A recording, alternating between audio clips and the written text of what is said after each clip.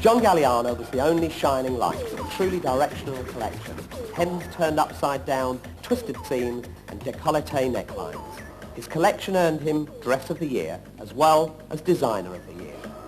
Pump up the volume, pump up the volume, pump up the volume, check it out.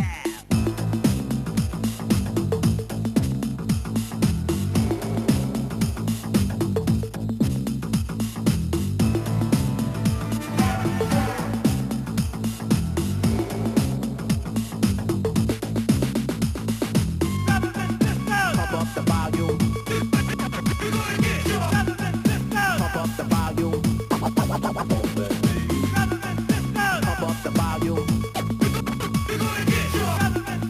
Pump up the volume. Maybe I treat you quite as good as I should. Each season, Betty Jackson's clothes combine originality with wearability.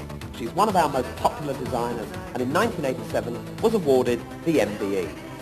Well, it was a shock and it was a surprise and it was thrilling and I think it's a real honour. I was delighted.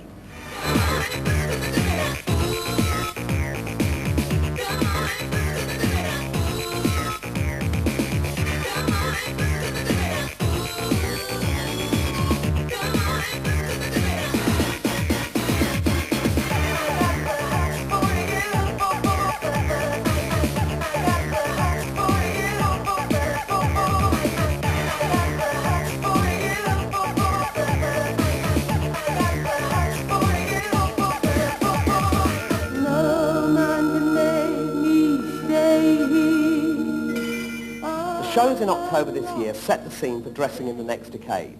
Gilles' opulent and feminine collection, Gautier in praise of religion, Yamamoto inspired by India, Asia and Ireland. And our own Workers for Freedom. Luckily we're called Workers for Freedom, and I think freedom is going to be the word for the 90s, which is happening like in Eastern Europe at the moment. And it'll be the freedom of people to choose what they want to wear and look how they want to look, because they've actually had it rammed down their throats for 10 years now.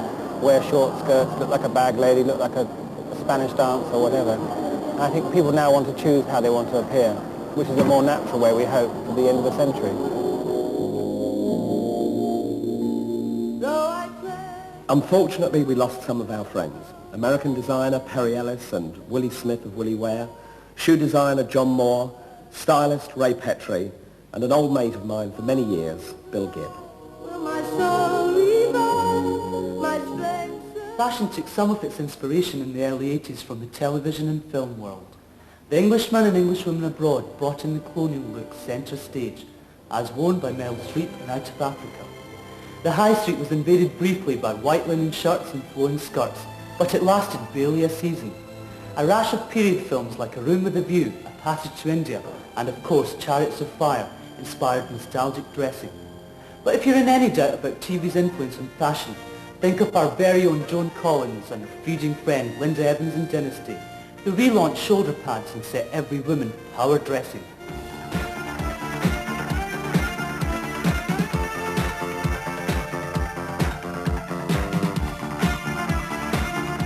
But from the outset, it's been a decade in which music has exerted one of the strongest influences on fashion.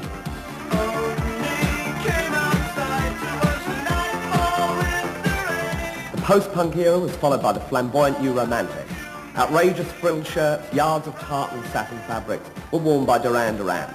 The dandy Adamant in Ant Music and Spandau Ballet in To Cut a Long Story Short.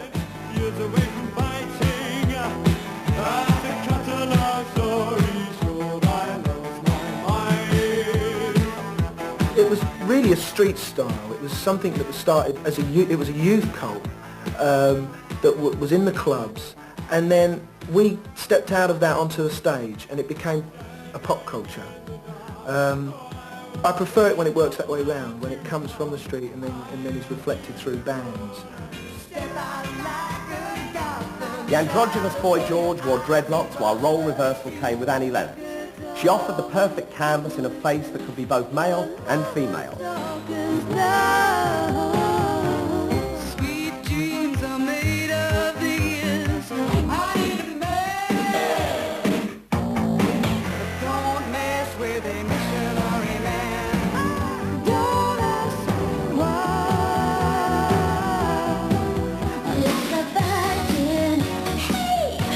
Madonna courted religion wearing virgin white frocks with a crucifix and rosary beads.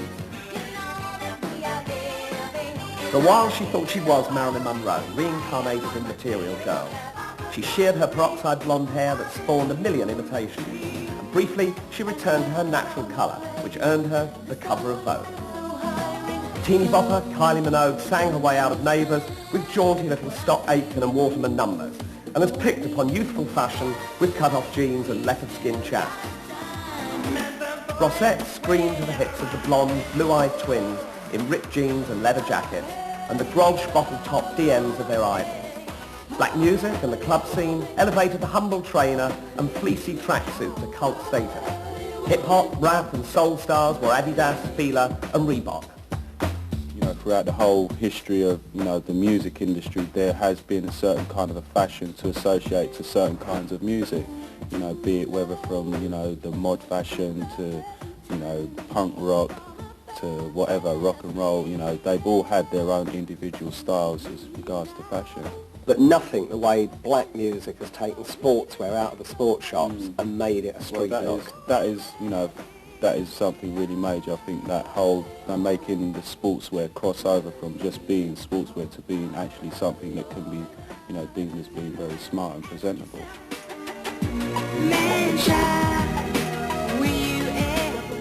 Nina Cherry, singer, dancer and mother, symbolised New York street fashion in black lycra and trainers.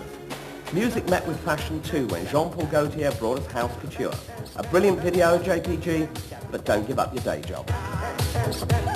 One of the biggest boosts to the fashion industry this decade began as a fairy tale in 1981. The wedding dress of ivory crushed silk by the Emmanuels was loved by most, but had its critics, although it didn't stop brides-to-be all over the country copying its style and prompting a decade of weddings. As Lady Diana Spencer, she stole the headlines wearing high-collared frilly blouses and flowery skirts, but it wasn't until she became the Princess of Wales that she elevated British fashion and won it worldwide acclaim.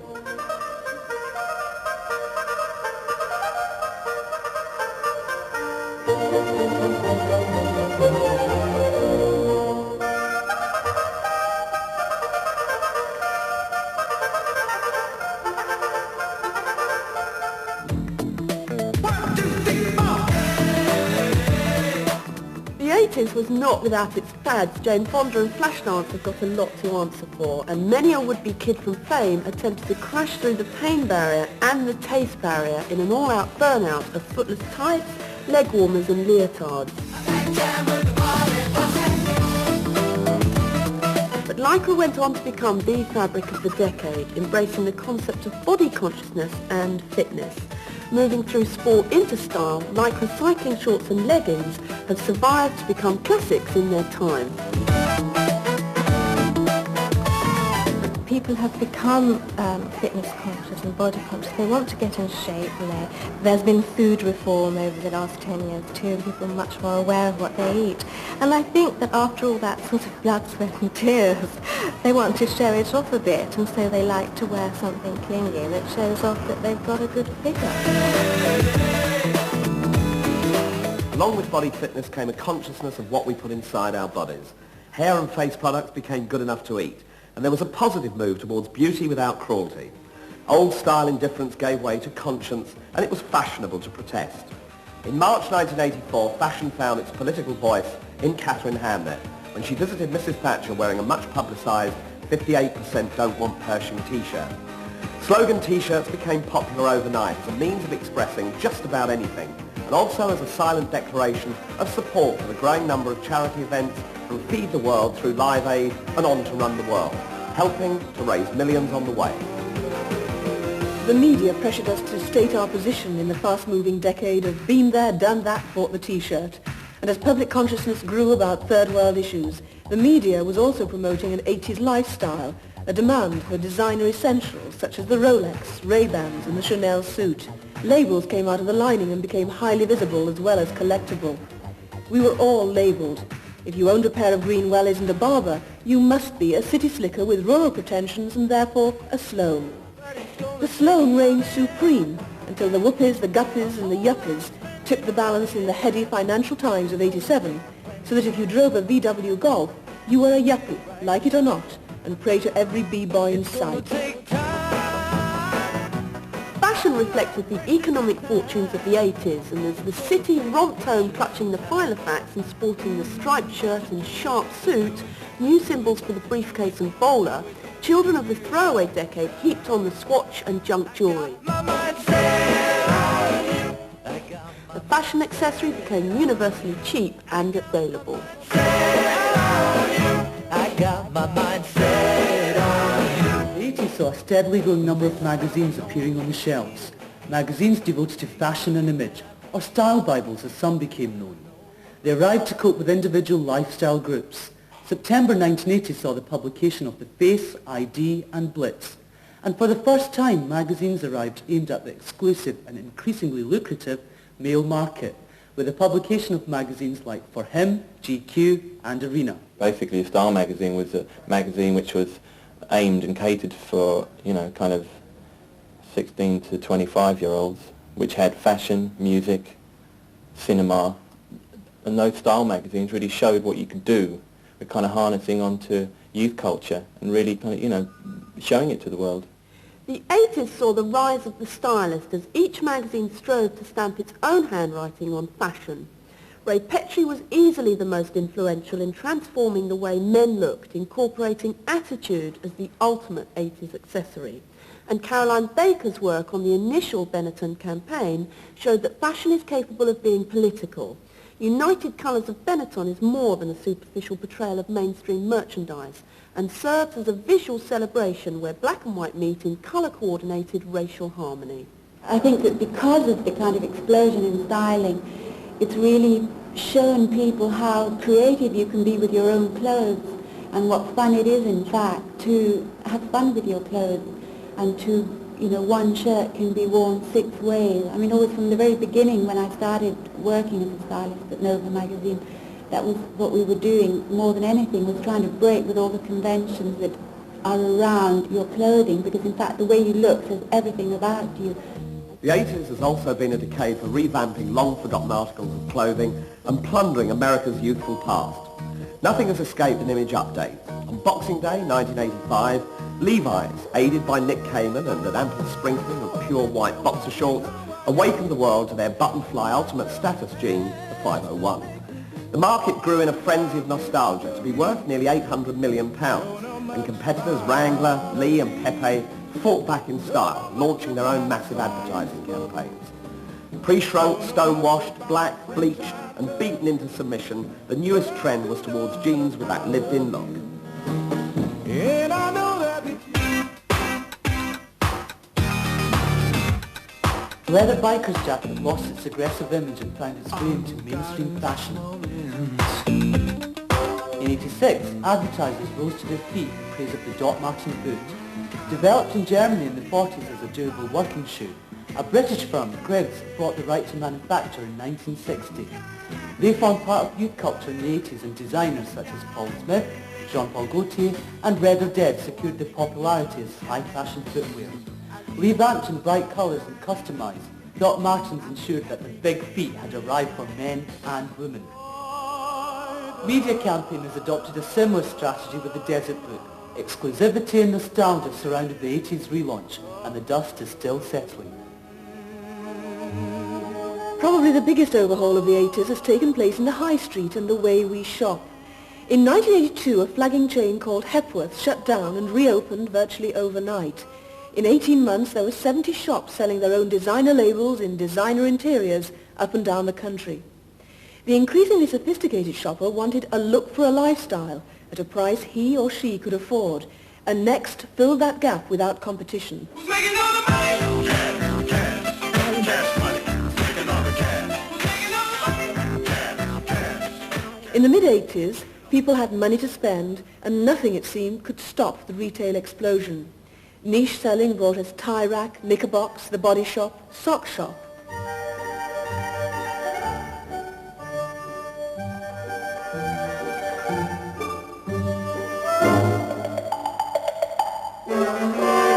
There was definitely a gap in the market for a convenient environment in which to buy something which at the end of the day is an everyday necessity. And although we have the jazzy socks that make our shops look bright and cheerful, we sell more plain black tights and plain white socks than we do anything else. So the whole concept of Sock Shop was to create a convenient environment in which the consumer could buy an everyday necessity.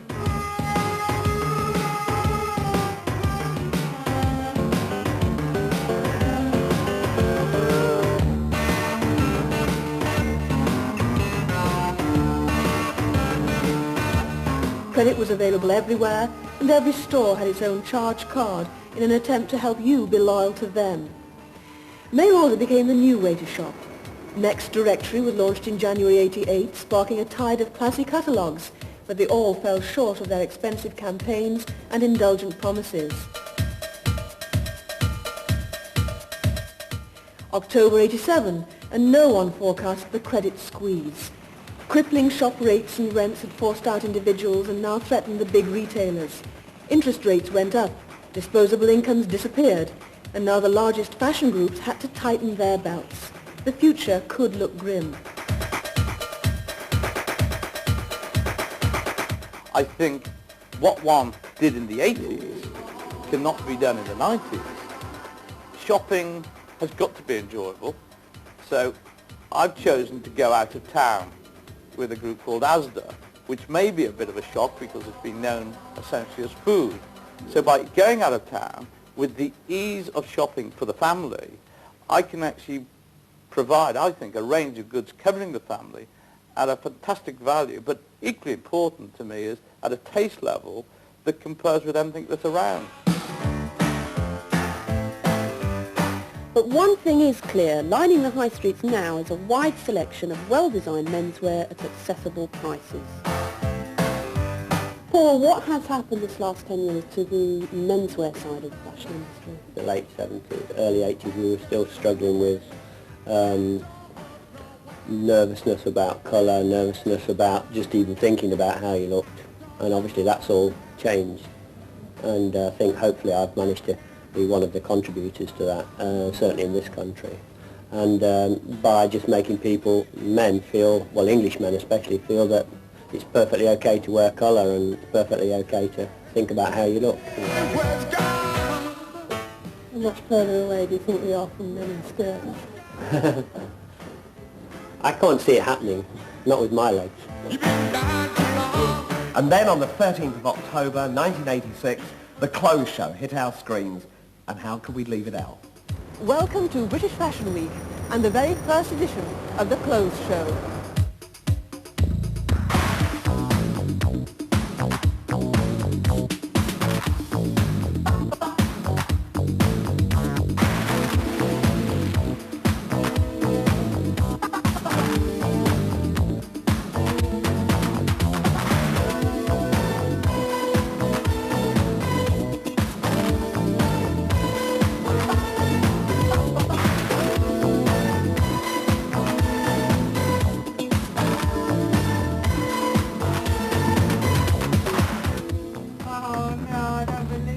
Hello, remember me? Go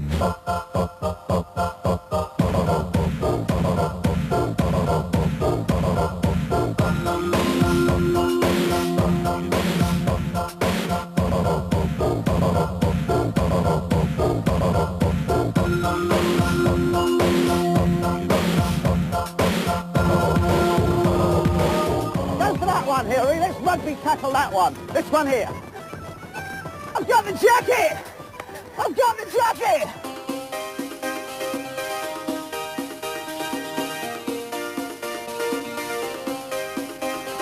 This week the Clothes Show goes down under. We're talking Australian fashion here. Karen, give us that with this.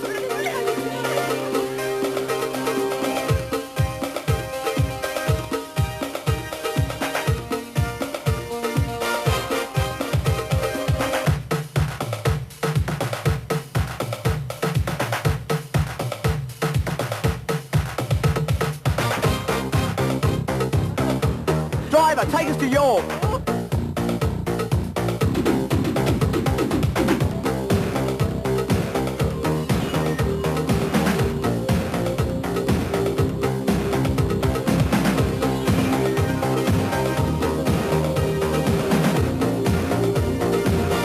Vanessa Brown as the model of '89. Danny Mayhew.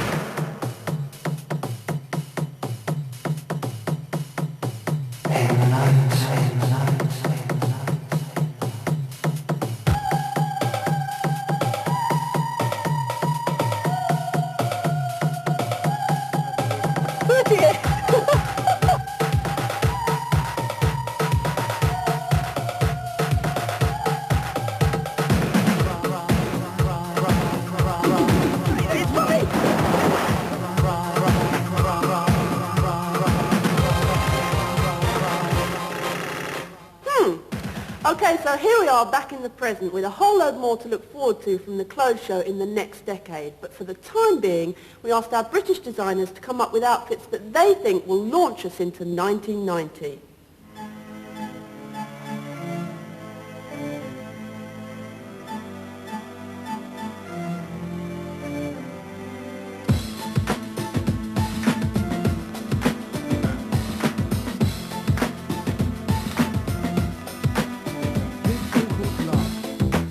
Now what's the meaning of the line? Tell me. Well, it's like dreaming of your goals, ambitions. I'm feeling free. I'm on this mission to achieve. What's in your mind's eye? This is what you believe you should gain. Satisfaction become a shining example. A test as a sample of a new race that has ample supply positivity. You mean flow? Well, like electricity. So you see a clear way with no ambiguity, don't you know?